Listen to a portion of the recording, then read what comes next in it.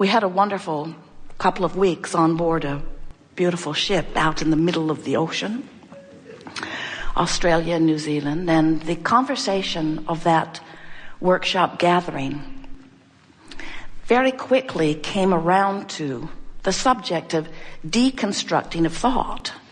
Now, we think that's interesting because the only reason that so much deconstruction was necessary is because there's so much bogus construction that had already taken place.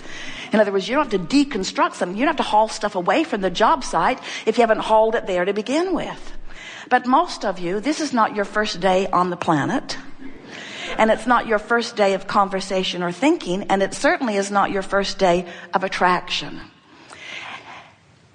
Tomorrow, however, is going to be pretty much like today, because you have patterns of thought that, even though we are going to brilliantly explain all of this here to you today, and in most cases you're going to brilliantly understand it because we're going to weave a web of understanding here. There's going to be a vibrational connection where you are going to get what we say. You already are. But you're not going to change your thought patterns instantaneously. You didn't develop your pattern of thought immediately, and you're not going to change your pattern of thought immediately. And there are many things that you think that you don't want to change anyway. But what we want to draw your attention to, especially as we are beginning here this morning, we want to remind you that you are the creator of your experience, and you do so through the patterns of your thought, by the things that you give your attention to. And when you catch yourself in conversation about things that you clearly know you do not mean to be bringing to the job site, that's a time for you to stop and laugh and say, what am I doing here? I'm setting myself up for the necessity of a bunch of deconstruction of thought, all of which is going to take a lot of time. Why construct something that later I'm only going to want to deconstruct? Why not start today building it the way I want to build it? And what we want you to understand is that you have within you immediate guidance. You have access to it right now that will feed back to you in the form of emotion what things you're bringing to the job site that you want to keep and what things that you aren't, so that you could stop it in the moment if you're sensitive to the way that you feel. And it won't take very many days of deliberately thinking thoughts in the direction of what you're wanting before you begin to tune yourself to a new vibrational frequency. But here's the thing that makes that tricky for you.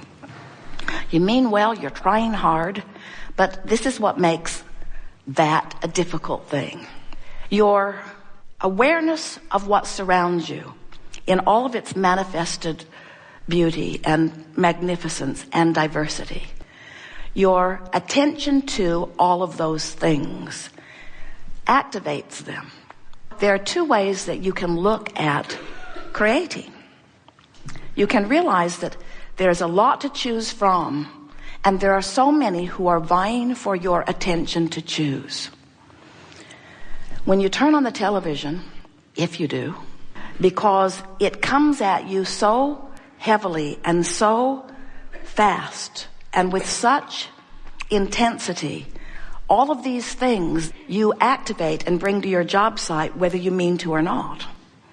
So the point that we're making, not just with television, not with any particular facet of your life experience, but there are two ways of looking at it. You can approach it from there's already a lot of stuff manifested, and I think I will look around at the manifested stuff, the manifested lives, the different relationships, the different methods of parenting, the different kinds of relationships, the different kinds of interpersonal relationships. Should you marry the people that you live with? Should you not marry the people that you live with? Should you spend a lot of time with a lot of different people? Should you spend time just with one person? Should you work if you are a mother? Should you stay at home if you are a mother?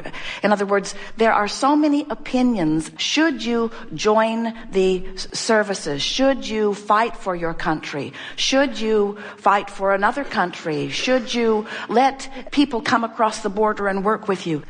In simple words, these are the words we would like you to leave here remembering. Your vortex will train your vibration. Your vortex will tune you. Now, hear the difference between what we were talking about in the beginning with everything that you could possibly think about, all the different subjects, all the different vantage points from all the different subjects. When you think about all the possible things that you could think about, and you have the assignment of sorting that out, or you think about the squeaking cart in the room behind us.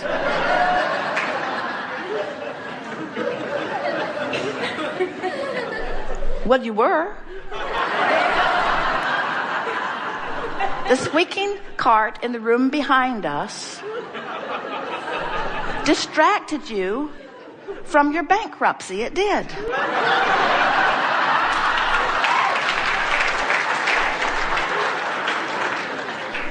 In other words, you are easily distracted, friends.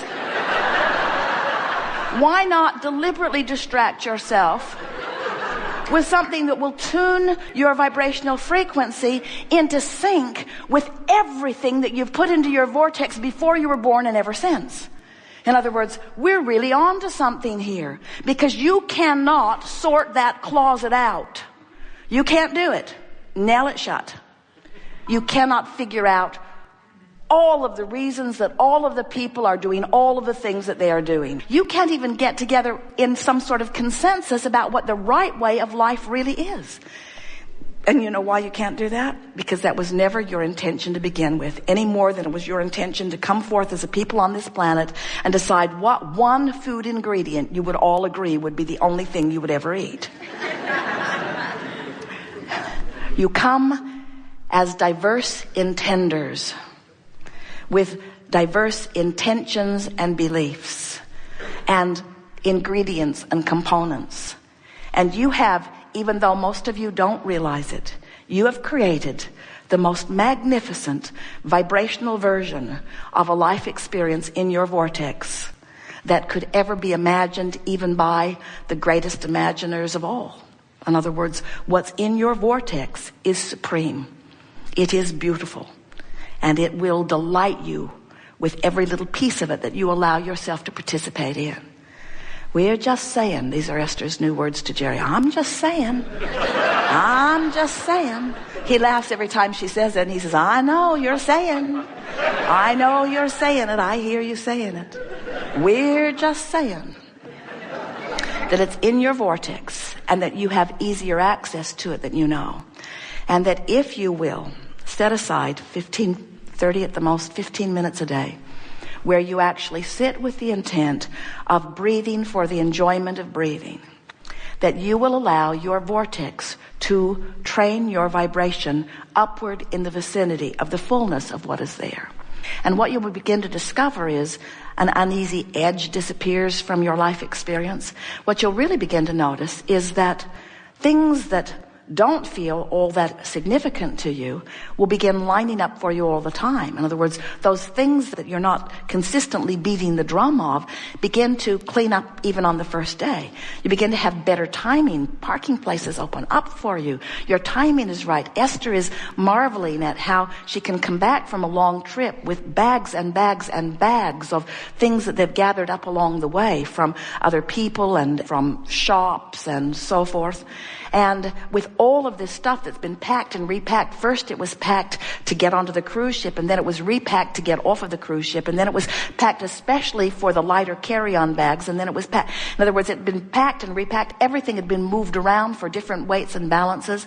And when they got back, Jerry said, do you know where such and such is? And Esther said, I'll get it. And she went to a bag and came out with it. Jerry said, how did you do that? Esther said, I have no idea. Again and again and again. In other words, your broader mind, what's in your vortex, who you really are, knows everything you are and everything you want and where everything is in proximity to everything you want, and knows the very most direct, efficient, and fun route to lead you to it. In other words, that information is available to you. You have no idea of what's going on your behalf until you begin to access it by allowing your natural patterns of vibration to raise and by allowing the vortex to show you its ability to surprise and delight and please and satisfy and fulfill you on every single subject that you have considered, no matter how long or how short, no matter how major or minor, since the day that you stepped foot into this physical body and before. Good sales job, don't you think?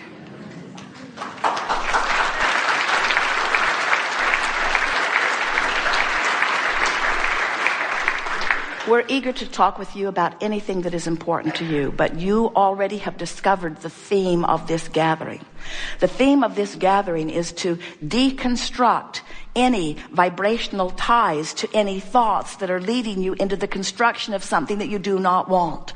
We are not going to be, not for a moment, encouragers of continuing the construction of unwanted things. It just doesn't make any sense.